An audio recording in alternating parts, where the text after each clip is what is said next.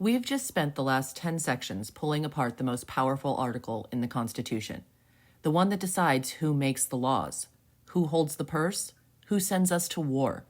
This isn't just a summary, this is a warning, because if you don't understand Article 1, you'll never understand who's really in charge or when that power's being abused. This isn't just where the Constitution begins. It's where the people's power begins. And if you don't know it, you've already lost it. Section 1 is short, but it's lethal.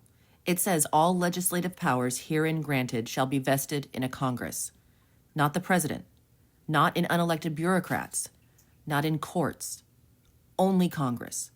If someone's writing rules that affect your life and they're not in Congress, they're out of line. Section 2 gives us the House. It's the people's chamber, based on population and elected every 2 years.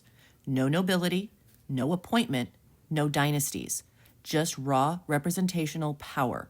This is where impeachment starts. This is where taxation must begin.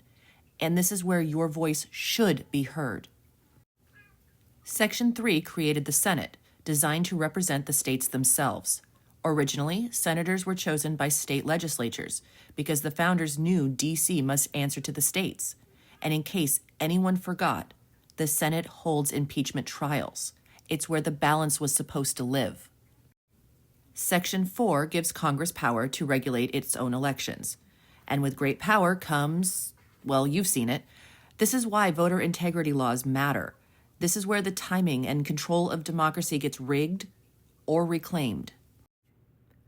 Congress makes its own rules, but if they break them, they can expel their own members, silence dissent, and redefine order however they please.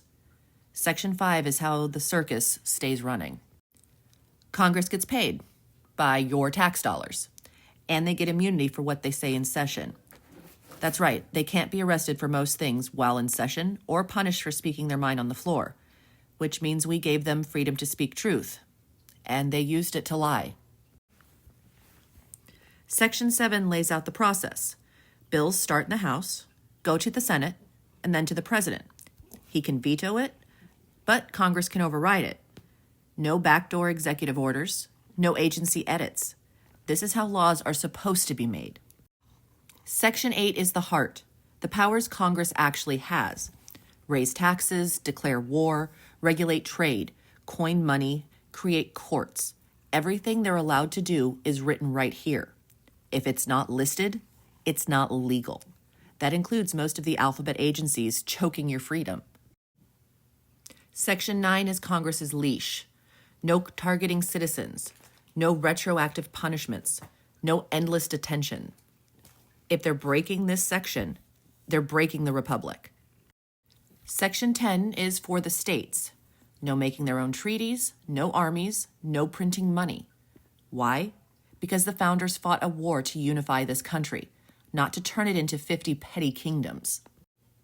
That was Article 1, the real source of American power, if Congress would use it right, and if we would hold them to it. Next up, Article 2, where the presidency begins and the danger gets real. Be sure to subscribe to WTF Republic, because the Constitution isn't a suggestion, it's a sword.